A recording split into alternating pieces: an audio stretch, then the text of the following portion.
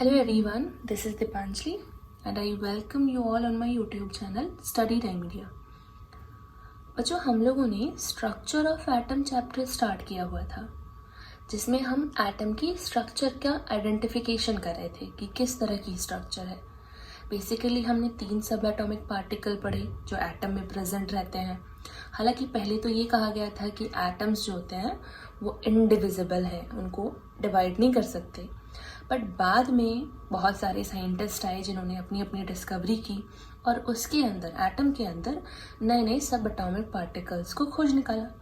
पहले हमने पढ़ा भी है, इलेक्ट्रॉन को देखा हमने, उसके बाद proton, then neutron. So all we have covered. जिसने भी वो वीडियो नहीं देखी आप लोगों को प्लेलिस्ट में मिल जाएगी। अगर आपको समझ में आया हो टॉपिक तो चैनल को सब्सक्राइब ज़रूर कीजिएगा, अपने दोस्तों के साथ भी शेयर कीजिएगा। आज हम लोग उसी का ही नेक्स्ट पोर्शन कवर करेंगे जिसमें कि हमें देखना है कि एटम की स्ट्रक्चर में जो प्रेजेंट पार्टिकल्स हैं वो अरेंज कैसे हुए। यानी हमने ये तो देख लिया कि एटम को डिवाइड कर सकते हैं 3 पार्ट में। बेसिकली उसमें 3 सब एटॉमिक पार्टिकल हैं, electron, proton and neutron. But वो अरेंज कैसे हैं वो नहीं पता ना। तो सबसे पहले जो साइंटिस्ट थे जिन्होंने अरेंजमेंट को बताया वो थे थॉमसन।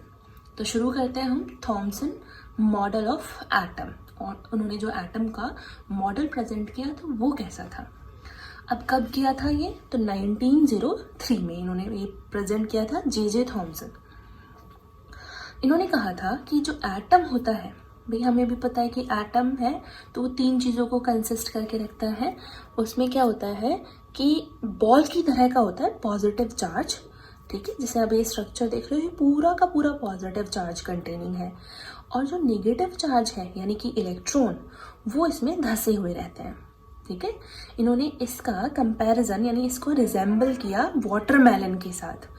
जो वाटरमेलन होता है, वाटरमेलन में जो रेड पोर्शन है उसका वो तो पॉजिटिव चार्ज स्फेरिकल बॉल की तरह, और उसका red portion positive charge means proton, और उसमें धंसे हुए होते हैं ब्लैक शीड यानी काले जो बीज हैं उसके, ठीक है। तो उन बीजों को कहा गया उसमें इलेक्ट्रॉन। तो उससे हम रिजेंबल कर सकते हैं। या फिर खीर ले सकते हैं, खीर में जो सफ़ेद पोर्शन है, चावल, दूध, ये वाला पोर्शन तो पॉजिटिव चार्ज यानी मोस्टली पॉजिटिव हुआ ना, क्योंकि पूरा का पूरा ही पॉजिटिव चार्ज होता है। और उसमें जो ड्राई फ्रूट्स डाले जाते हैं वो इलेक्ट्रॉन को रिजेंबल करेंगे, ठीक है। तो सबसे पहली बात तो इन्होंने यही कही अपने मॉडल में। दूसरी बात ये लेकर आए कि पॉजिटिव एंड नेगेटिव चार्ज जो होता है एटम के अंदर, ठीक है, यानी ये जो पोर्शन है जो बिखरा हुआ है, जो इसका बेस बना रहा है यानी पॉजिटिव पोर्शन वो, और जो नेगेटिव चार्ज होता है जिसमें धंसा हुआ है उसका मैग्नीट्यूड इक्वल होता है, इक्वल बैलेंस बनाए हुए होते हैं। तभी तो एटम ओवरऑल कैसा होता है, स्टेबल होता है, न्यूट्रल होता है। अगर उसमें एक भी चार्ज ऊपर नीचे हुआ तो वो पॉजिटिविटी या नेगेटिविटी शो करेगा, बट ऐसा नहीं है। वो कैसा है, न्यूट्रल है, एटम न्यूट्रल है। Why? Because positive and negative charge ये जो एटम के अंदर है are equal in magnitude, magnitude उनका इक्वल होता है। तो ये तो था थॉमसन का मॉडल ऑफ एटम। एटम का मॉडल उन्होंने इस तरह से दिया। अब ये कब की बात है, 1903 की बात है।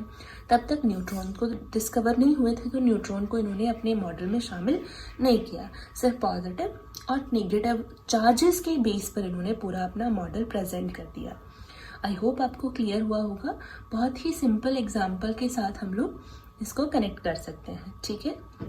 नेक्स्ट हम लोग देखेंगे कि बाकी कौन से साइंटिस्ट थे जिन्होंने एक्चुअल में, जिनका अब तक चला आ रहा है वो मॉडल, ठीक है। यानी अब जो हम मॉडल को मानते हैं कि अच्छा एटम इस तरह का दिखता है, तो वो कौन से साइंटिस्ट थे जिन्होंने उसको प्रेजेंट किया, ठीक है। मैं आपको हिंट दे देती हूँ, हम रदरफोर्ड का मॉडल पढ़ने वाले हैं। हालांकि उसमें भी बहुत सारे चेंजेस किए थे, ठीक है, लेकिन वही है जो बेस बनाता है आज के मॉडल को।